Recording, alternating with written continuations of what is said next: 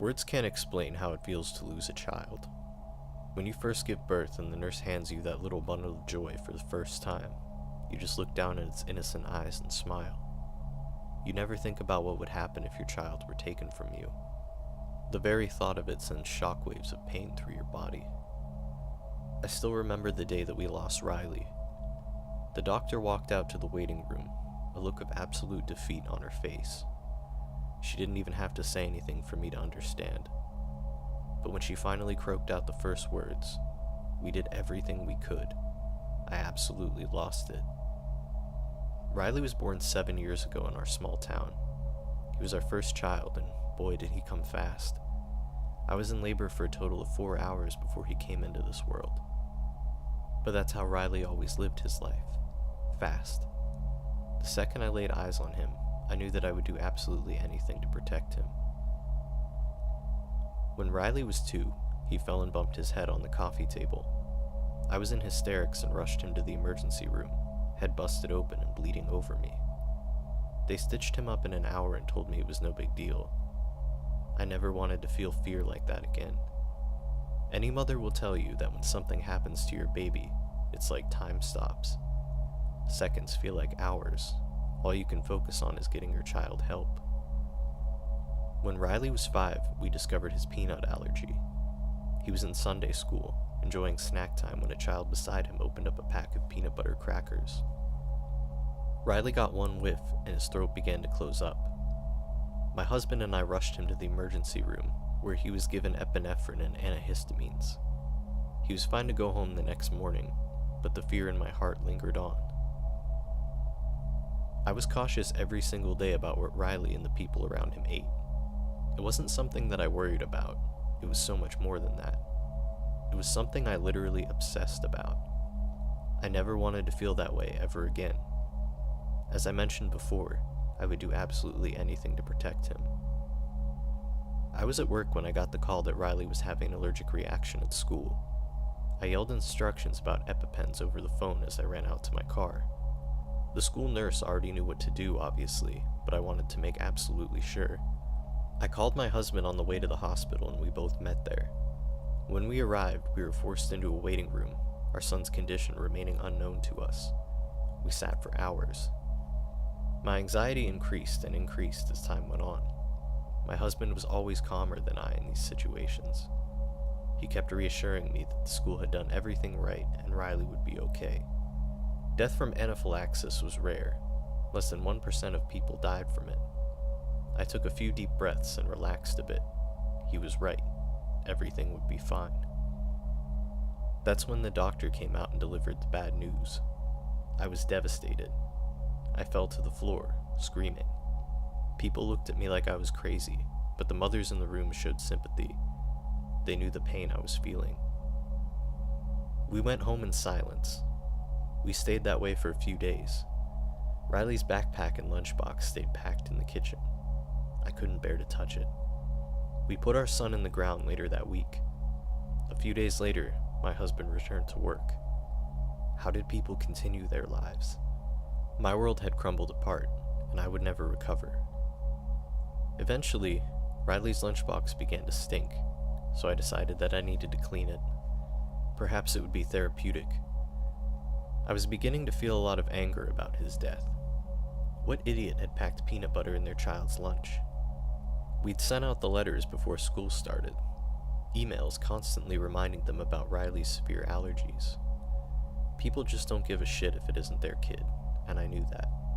But they took my son away from me with their selfishness, and I was pissed about it.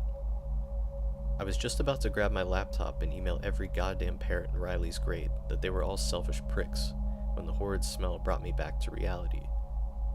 I sighed as I unzipped his lunchbox and started pulling out the contents. The carton of chocolate milk was way past rotted. It smelled absolutely horrendous.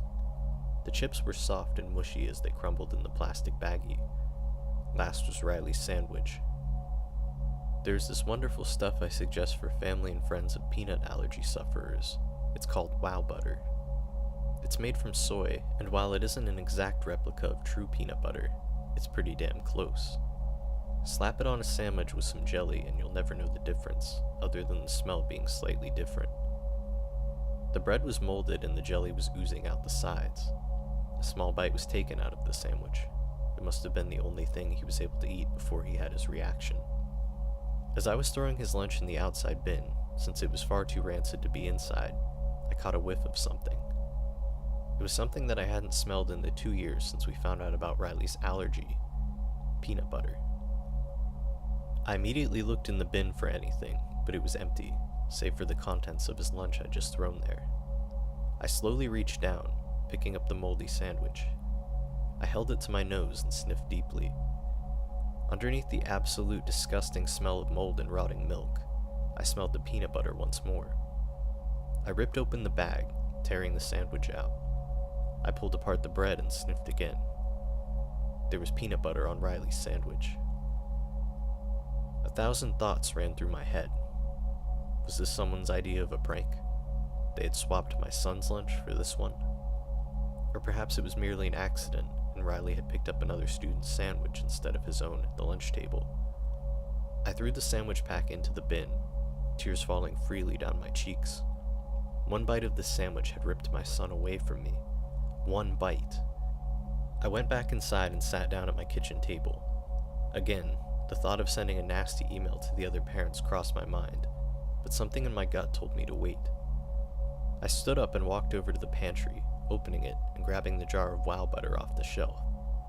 Was it a manufacturing mistake? No, surely not. The company prided themselves on being 100% nut-free. They wouldn't have even the chance for any cross-contamination. I set the jar back on the shelf and sighed. Then, something caught my eye from the back of the top shelf. I moved the boxes of pasta and endless canned goods out of the way. My eyes landed on one fairly full jar of peanut butter. Immediately, I assumed that I had forgotten to throw it out when we cleaned the kitchen 2 years ago. I pulled it out and looked at it. Only a small amount was taken from the jar. It was all but full. After 2 years, though, it was probably long past its expiration date. That stuff only keeps a few months once open. The expiration date was still a year away, which I thought was weird. I sat back down at my laptop and began to do some research. Peanut butter only lasts a few months before it starts to separate, the oil pooling at the top. Curious, I opened the jar. It was not separated, meaning it had been recently opened. I could feel my heart in my throat as my mind raced. I looked around the kitchen before my eyes stopped on the nanny cam I had installed a few months earlier. As I pulled up the feed on my phone, my hands shook violently. I almost couldn't even type in the password to the app. I hadn't told anyone, not even my husband, about the nanny cam because I'd actually set it up to see if he was screwing our 19-year-old babysitter. But now, that seemed like the least of my problems. I pulled up the feed for that morning, about when we would have made his lunch, and pressed play. I watched in horror as my husband looked around before walking over to the pantry. He moved all the boxes and cans aside and pulled the fresh jar of peanut butter from the shelf. I watched as he put it on our son's sandwich with the same strawberry jelly we always used.